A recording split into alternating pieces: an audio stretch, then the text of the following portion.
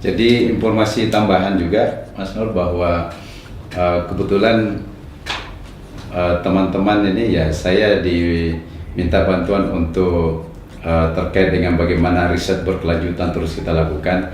Ini kami untuk melihat apakah kontinuitas dari sisi kualitas itu benar-benar terjamin. Nah, kita terus melakukan uji lab hampir secara rutin, paling tidak sebulan sekali itu kita uji. Nah, ada nggak perubahan dari sisi khususnya dari sisi jumlah mikrobanya ya. Karena sekarang ini keunggulan eco farming saya lihat itu terletak di mikrobanya sebenarnya. Ya, kenapa saya bilang keunggulannya di situ? Karena memang setelah diuji, kami lakukan pengujian itu saat aplikasi memang kita memiliki nitrogen setelah diencerkan itu tidak terlalu dominan ya. Tetapi mikroba yang menambat nitrogen itu ya sangat besar. Nah, kekuatannya di mikroba menambat nitrogen. Betul. Ya, sehingga teman-teman tidak usah berkecil hati bahwa wah ini kok kecil sekali. Nah, untuk 1 hektar lagi. Nah, nggak usah berkecil hati karena kalau misalnya kita sudah aplikasikan, bayangkan saja bahwa di dalam 1 tangki itu yang diaplikasikan ada 7,5 miliar mikroba yang kita berikan. Itu baru 1 tangki ya. Artinya baru 50 ml dari 100 ml. Nah, kemudian mungkin saya lanjut Mas Nur terkait dengan aplikasi ya. Ini di lapangan kebiasaan kita teman-teman petani itu kan terkadang menyemprot langkahnya 2 langkah sekali nyemprot gitu ya. Nah, saya ingin menegaskan di sini bahwa hasil riset yang kita lakukan untuk 1 tangki kalau misalnya di tanaman padi khususnya atau horti itu harus habis untuk luasan 500 meter persegi. 1 tangki. 1 tangki. Jadi berarti dia tipis-tipis langsung gitu. Oh, dia atau gimana? Tebal. Penyemprotannya justru tebal. Iya, harus habis. Jadi teman-teman kan kadang-kadang 1000 meter itu 1 tangki pun belum habis. Oh. Jadi itu tidak maksimal dari sisi hasil, nanti nggak maksimal. Makanya 1 tangki diatur harus dihabiskan di luasan 500 persegi. Sehingga untuk 1 hektar itu kita menghabiskan 20 tangki.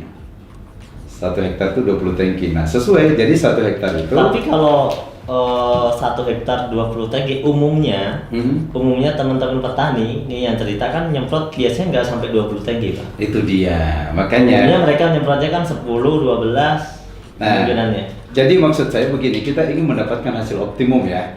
Kalau mau sekedar mendapatkan hasil sih terserah mau berapa saja. Jadi ini rekomendasi penelitian yang kita sampaikan. Yang kita sampaikan bahwa 1 tangki itu sebisa mungkin habiskan untuk 500 meter persegi. Artinya kalau misalnya 20 tangki itu 10.000 meter persegi. Nah, boleh nggak misalnya kita habiskan 1 tangki untuk 1000 meter? Ya boleh-boleh saja, tidak ada masalah. Cuma hasilnya berbeda ketika menggunakan 1 tangki untuk 500 meter. Jadi saya ingin cerita dari sisi knowledge-nya ya. Padahal kan dari sisi keseluruhan totalnya sama. Maksudnya total biangnya kan sama kan? Dia menggunakan biang 1 liter. Iya. 1 liter biangnya. Cuma dia tadi dipecah menjadi 20 tangki. Iya, maksudnya. iya. Betul Iya, kan? iya. Kan 1 ini bisa anggap saja ke penyiraman ke tanaman atau daun. Itu kan cukup 1 buat 1 hektar. 1 hektar. Iya. Nah, biangnya kan 1 liter. Betul. 1 liter. Udah dibuat ke 20 tangki. Begitu. Kalau misalnya yang biang 1 liter itu hanya dibuat ke 10 tangki, boleh. itu iya boleh, maksudnya perbedaannya di mana? Karena kan sama-sama biangnya 1 liter. Nah, kalau misalnya dosisnya, ingat ya, kita bicara dosis. Tadi saya bicara kalau dosisnya 50 mili. Kalau dosisnya 50 mili, maka 1 tangki harus habis untuk 500 meter persegi. 50 mili ya. Nah, tapi kalau dosisnya dia 100. tambahkan menjadi 100, nah 1 tangki habis untuk 1000 meter. Oh gitu ya. Iya. Jadi kita kembalikan ke dosis karena Jadi dibuat tadi mah dibicarakan dosisnya per tangki ya. Per tangki, ya. Jadi nanti apa perbedaannya? Sebenarnya hampir tidak ada perbedaan. Hampir dalam arti bahwa jumlah mikroba yang kita berikan ke tanaman yang juga nanti akan jatuh ke tanah itu sama. Ya, sama karena dalam 100 mili ini kan ada sekitar 15 miliar mikroba yang ada di dalamnya. Nah, ketika kita aplikasikan di 1 tangki, ya dengan penyemprotan yang sedikit agak dijarangkan, ya itu jumlahnya secara kuantiti sama, tetap sama yang masuk ke tanah. Ya. Jadi tidak ada masalah kalau petani ingin mengurangi mengurangi tangki tapi dosisnya ditingkatkan. Iya. Oke, gini Pak Jamal. Jadi ini saya mau bertanya lagi. Di sini kan tertulis di sini di kemasan ya, kita sudah ada izin edar Kementan. Iya. Kemudian di sini juga kita lihat ada logo sertifikasi organik ya dari Innovis.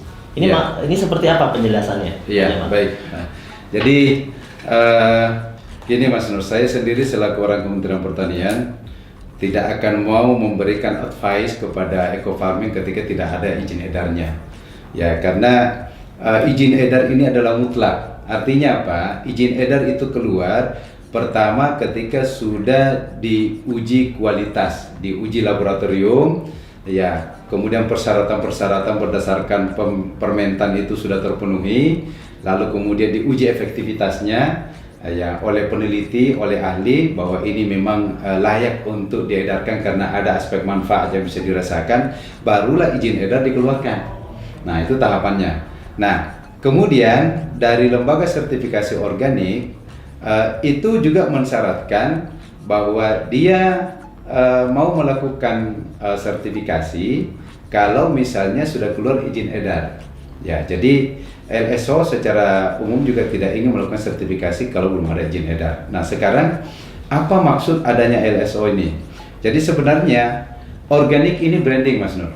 Artinya apa? Tidak boleh ada orang yang menggunakan kata organik, pupuk organik kalau belum ada sertifikasi organiknya. Itu mestinya yang terjadi. Kalimat organik ini bersyarat ya, iya, bersyarat. Iya, bersyarat sebenarnya. Jadi kalau kita bilang eco farming pupuk organik, ya kan, ada kalimat organiknya, maka dia harus bersertifikasi. Iya, dia harus bersertifikasi. Itu sebenarnya yang diatur di dalam Standar Nasional Indonesia nomor 6729/2016 bahwa organik ini branded.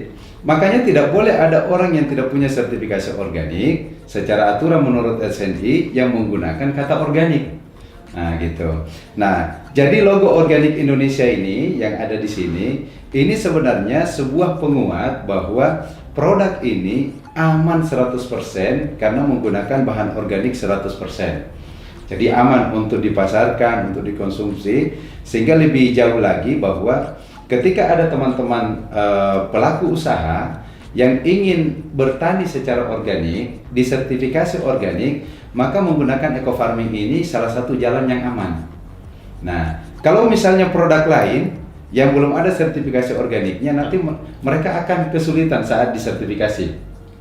Karena kalau misalnya LSO turun, anggaplah misalnya Mas Nur punya lahan sawah ya, saya mengajukan sertifikasi bahwa ini lahan saya sudah organik, hasilnya layak untuk dipasarkan bahwa ini beras organik. Nah, apa syaratnya bahwa beras ini bisa dikatakan organik? Yang pertama, dia harus memiliki logo organik Indonesia. Siapa yang mengeluarkan logo organik ini? Lembaga sertifikasi organik. Ya, kalau tidak salah kita baru kurang lebih ada sekitar 12 di Indonesia LSO. Nah, setelah itu, apa yang harus dilakukan LSO agar logo ini dia bisa sematkan di kemasan? Maka dia harus melakukan namanya inspeksi. Jadi aturannya itu kita selaku pemilik mengajukan untuk disertifikasi, ada syarat-syarat yang harus dipenuhi. Setelah itu mereka melakukan inspeksi. Nah, salah satu di antara yang mereka tanyakan nanti adalah pupuk organiknya buat sendiri atau pakai pabrikan. Ya, ditanya ya. Ditanya. Kalau dia mengatakan pabrikan, Pak. Nah, sekarang pertanyaannya mana pupuknya?